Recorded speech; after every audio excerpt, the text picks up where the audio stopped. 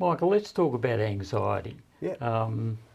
I think what happens is, say, with the balance, the scales, that people want something and they're not getting it, or they're getting stuff they don't want, which tips their internal equilibrium, and they're frustrated. But as I understand it, it's on a continuum. We have low-level worry. The dog hasn't come back. And then after the third night, we actually have fears that something bad has happened to the dog. The worries escalate. Yep. And then later on we might find that the dog died in a bad way on the road, and it really horrifies us that we weren't there or able to deal with it. But the anxiety, as it goes up, can affect a person in different ways and manifests itself in a physical way. So how I see that is people, when they're worried, they can pace, and later on they grind their teeth.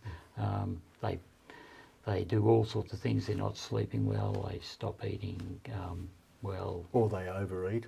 They overeat. Yeah, that's typical, isn't it? Yeah. So I view it as the anxiety comes out from people and manifests itself in a range of different ways, where they haven't been able to control it, because it's actually hitting them pretty hard. Well, I have a similar view.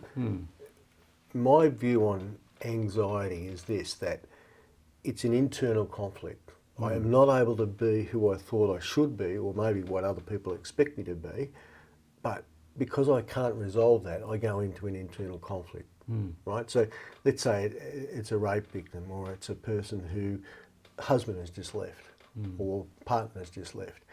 And they have these feelings that they don't want to have them, right? And they don't know what to do with them, but they can't be what they want to be. So there's an internal struggle that goes on. And that, as you say, it does come out physically. And then once it comes out physically, and they can't function physically, that affects them again, because they still can't be who they want to be.